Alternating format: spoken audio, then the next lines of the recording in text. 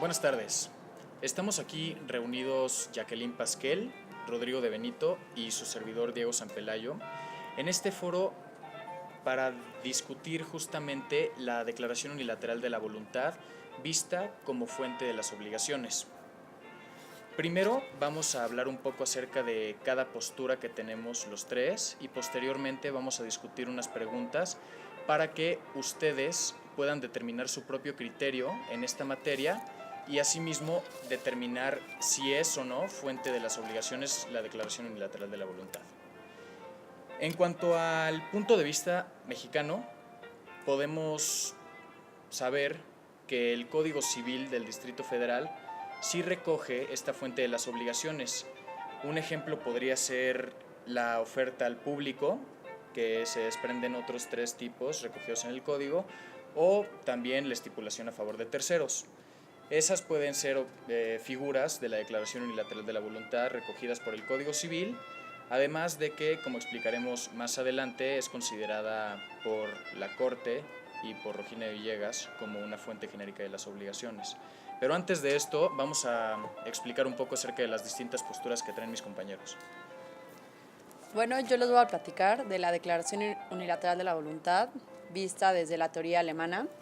Para los alemanes, la única forma en la que una persona podía autoobligarse era si su código civil, el BGB, la contemplaba dentro de los supuestos. Bueno, también apoyando la teoría de la doctrina francesa, Fabre establece que existe un contrato perfecto entre estipulante y promitente, pero no como tal existe la obligación entre promitente y tercero, sino únicamente existe un deber jurídico. ¿Por qué deber jurídico? Porque el deber jurídico no puede cumplirse como tal, no se puede hacer un cumplimiento forzoso, no se puede establecer una rescisión ni el pago de daños y perjuicios. Es hasta que la persona se hace determinada que nace la obligación. Es por eso que los franceses no adoptan la teoría de la Declaración Unilateral de la Voluntad como fuente de las obligaciones dentro de su código civil.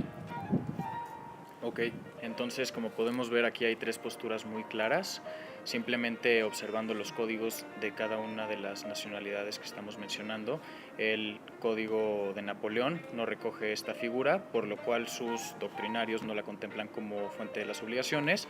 Como dijo Jackie, sí se podría considerar en el BGB siempre y cuando sea una de las excepciones previstas en el derecho objetivo, o sea, su código.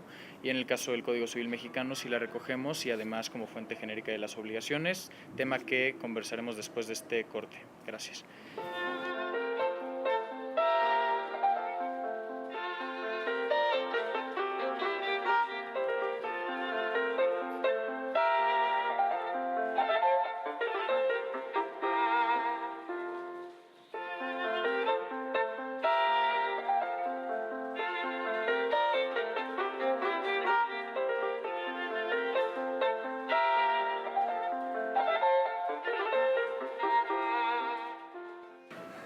Bienvenidos de vuelta a este foro.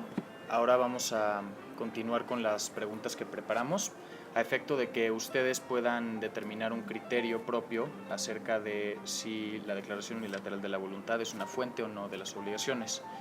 Jackie, comenzamos contigo. ¿Un sujeto puede autoobligarse? Claro que sí. Para la teoría alemana, solamente se requería la voluntad del deudor para obligarse, para que pudiera nacer esta obligación. Solamente en las fuentes contractuales es donde se necesitaba el conocimiento y el consentimiento del acreedor para que surgiera y naciera la obligación. Sin embargo, como estamos tratando una fuente extracontractual, no se requiere dos personas para que una persona se pueda autoobligar. De acuerdo. Y a contrario sensu, ¿qué opinas tú, Rodrigo? Bueno, desde mi punto de vista, y bueno, comenzando con la definición como tal de obligación, desde la definición del licenciado Fausto Rico establece que la obligación es una relación jurídica entre dos partes. Entonces, como tal, la obligación debe de estar la persona, o sea, en este caso el acreedor y el deudor deben de estar determinados desde el inicio. Y la Declaración Unilateral de la Voluntad, lo único que es fuente es de un deber jurídico. como ya lo he dicho, este deber jurídico se exterioriza, pero se vuelve obligación hasta en tanto el acreedor acepte la autoobligación del deudor. Ok, de acuerdo. Bueno, si tuviéramos que preguntarle al Código Civil mexicano, evidentemente un sujeto sí puede autoobligarse. Tal es el caso de la responsabilidad que nace de los hechos ilícitos, tal es el caso de la oferta pública de venta, de demás figuras de las fuentes de las obligaciones que vamos a ver posteriormente en el curso. Pero ya tuvimos estas tres posturas, continuamos. Pero bueno, con yo te haría una pregunta ahí en esos casos. En el caso de la promesa de recompensa, existe, te lo digo desde la teoría francesa, existe el deber jurídico de cumplir con lo prometido, pero hasta en tanto la persona no llene los requisitos, no nace la obligación. Pero el deudor en sí es aquella persona que va a pegar en el poste. Exacto, nace el deber jurídico de cumplir con la obligación si alguien llega a cumplir con los requisitos establecidos. Pero como lo hemos visto, la promesa de recompensa y el concurso con promesa de recompensa se puede declarar, que no haya ningún ganador y que no se cumpla con nada, entonces no está obligado a cumplir con su parte hasta en tanto una persona no llene los requisitos. Entonces, por eso la doctrina francesa establece que es un deber jurídico que se vuelve obligación hasta en tanto la persona que cumpla con los requisitos se vuelva determinada. Pero aquí nos faltó recalcar que la persona, en caso de no establecer un plazo, quedará obligada a mantener su oferta en tanto una persona no aparezca. Sí, ya, claro. Ya de aparecer la persona... Eso dice el código. Sí, o sí, sea, sí. Ya de aparecer la persona, entonces ya surgiría la obligación de cumplir. Pero en un inicio la persona queda obligada a mantener su oferta. Es algo que no está de acuerdo la doctrina francesa. ¿Por qué? Porque existe el deber jurídico. El deber jurídico, como lo he estado repitiendo, es muy diferente de la obligación. Entonces, como tal, queda obligado hasta en tanto la persona no se hace determinada. ¿Por qué? Porque si no, ninguna persona le puede exigir el cumplimiento de esa obligación. Pero es que a una persona sí se le puede exigir el cumplimiento de la obligación respecto de aquella promesa que hizo en caso de que aparezca una persona. Por eso, es un deber jurídico que se convierte en obligación. No, es una obligación de mantener la oferta. No. Bueno, en eso. Aquí... Bueno, hemos coincidido Jack y yo. Rodrigo, posteriormente te preparamos una pregunta para que tú mismo te hagas bolas. Pero bueno, continuamos con la siguiente pregunta. Para ti, Jackie, ¿la declaración unilateral de la voluntad es fuente de las obligaciones? Sí, la declaración unilateral de la voluntad es una fuente extracontractual de las obligaciones según la teoría alemana, ya que está contemplada dentro del código. Como bien decían los alemanes, necesariamente debe de existir un deudor determinado, independientemente de que el acreedor pueda ser determinado o indeterminado o determinable. Pero sí, por supuesto que es una obligación, es una fuente de las obligaciones y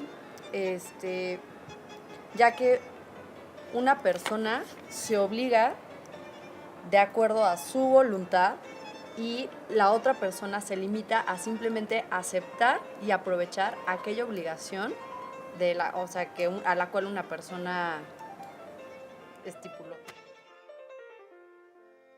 Bueno, la doctrina francesa, a contrario de lo que piensan mis compañeros y lo que establece la doctrina alemana y el Código Civil mexicano, establece, y apegándome no solo a mis conocimientos, sino a lo que establece Planiol y Ripert, argumentan que la voluntad unilateral debe considerarse como por sí misma ineficaz para originar obligaciones, ya que con esto le podríamos dar al legislador el poder para poder atribuir un poder semejante al consentimiento o al concurso de voluntades. Entonces caeríamos en un ridículo jurídico en donde el consentimiento como tal podría ser originadora y fuente de las obligaciones.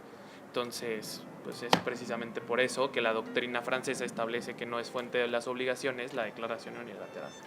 Yo estoy más de acuerdo con el punto de vista de Jackie, en el aspecto de que sí, una persona puede autoobligarse, es considerada una fuente de las obligaciones porque las obligaciones pueden ser contractuales y extracontractuales de acuerdo a los derechos que nosotros estamos mencionando. Y justamente con esto quiero recapitular la teoría que les mencioné previo al comercial de la fuente genérica de las obligaciones, de acuerdo a Regina Villegas, y un pronunciamiento de la Corte. De conformidad con este autor y la Corte, la declaración unilateral de la voluntad, no obstante que esté recogida en el Código Civil para el Distrito Federal, puede nacer por medio de otras figuras que no estén contempladas en el mismo. Esto evidentemente atiende más que nada a la definición de la misma fuente. Esta fuente es, como ya lo sabemos, una exteriorización de la voluntad para que una persona se obligue manteniéndose en aptitudes de cumplir con lo que está ofreciendo. Entonces, si hay un supuesto que no recoge el Código Civil en el que una persona exteriorice su voluntad y se mantenga en aptitudes de cumplir la oferta que está realizando, entonces se debería dar ese supuesto. Ya el hecho de que los franceses no lo consideren como tal y que únicamente recojan los contratos, considero, no sé si estés de acuerdo conmigo, Jackie, en que es un poco limitante en el aspecto en el que únicamente estamos limitando las obligaciones, que es algo tan importante en nuestra vida cotidiana, a los contratos. Claro, dejamos al aire y dejamos en un supuesto muy vago y sin regulación muchos actos por los cuales una persona se puede obligar.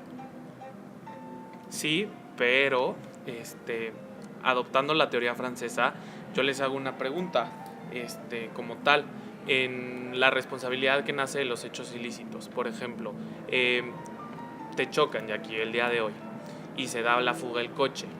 ¿Nace la obligación o nunca nació la obligación? ¿O nace un deber jurídico del que te chocó de cumplir, que te reparen el coche? Sin embargo, nunca nació la obligación, entonces solamente es un deber jurídico. Es justamente lo que decimos. Aquí el deudor siempre debe estar determinado. Es que aquí la diferencia es que los franceses están confundiendo el nacimiento de una obligación con su exigibilidad. Claro. El hecho de que la declaración unilateral de la voluntad no la contemplen tiene que ver mucho con que están confundiendo estos términos, a contrario senso de nosotros, que estábamos presumiendo que el hecho de que un deudor exteriorice su voluntad o choque un coche está generando el nacimiento de una obligación. De un deber jurídico. El hecho de que la persona a quien le chocaron le exija es otra, pero la obligación está ahí. La obligación ya nació, por lo cual el nacimiento de la obligación se actualiza y por ende es una fuente de las obligaciones. Es por lo tanto que existe un autor llamado Savigny que nos dice que no podemos definir a la obligación por medio de su excepción. La exigibilidad es la excepción, no siempre las obligaciones son exigidas. Sin embargo, existe la obligación. Como dijo San Pelayo, el nacimiento de la obligación y la exigibilidad de la obligación son momentos completamente diferentes. Al momento del choque existe un deudor. Bueno, continuamos con la siguiente pregunta. Jackie, ¿debemos contemplar como elemento indispensable de la obligación al elemento personal? No. En mi opinión, el elemento personal, de donde debe existir un acreedor y un deudor, no es necesario en la declaración de la voluntad vista desde la teoría alemana, debido a que para los alemanes simplemente debe de existir un deudor determinado y un acreedor indeterminado pero determinable, ya que es una obligación donde la persona que funge como acreedora simplemente viene a aceptar y aprovechar una obligación que ya existe. No surge en el momento de que acepta. Esta obligación ya existe previo a la aceptación de esta persona, que es determinable. De acuerdo, desde el punto de vista Bueno, desde el punto de vista de la doctrina francesa y desde mi punto de vista, sí es indispensable los elementos personales dentro de cualquier tipo de obligación. ¿Por qué? Porque como lo vieron en clase y como lo han establecido muchísimos autores, tanto en la definición, establece que es una relación jurídica entre dos partes o dos personas. Sigo considerando lo mismo en cuanto al nacimiento y exigibilidad de la obligación. Considero que, bueno, de conformidad con la doctrina, los elementos de la obligación justamente son el elemento objetivo, el elemento subjetivo, el vínculo patrimonial y la relación jurídica entre las partes. Pero si estamos hablando justamente de esta fuente, de la declaración unilateral de la voluntad, como dice su definición, exteriorización de la voluntad manteniéndose en aptitud de cumplirse, realmente no está interviniendo un acreedor determinado en ella, sino que el deudor está siendo el autor del nacimiento de esa obligación. Ya si alguien acepta una oferta o ya si alguien exige la reparación del daño de ese vehículo, entonces será exigible, pero ya estuvo existiendo esa obligación, ya nació y estaba descansando hasta en tanto la persona la exigiese, pero por lo mismo considero que no es un elemento indispensable el elemento subjetivo desde el punto de vista de que tenga que haber un deudor y un acreedor determinados, sino considero que el elemento subjetivo versa más sobre que exista un deudor determinado y un acreedor determinable. Juristas mexicanos que han establecido la definición de obligación, ¿están mal?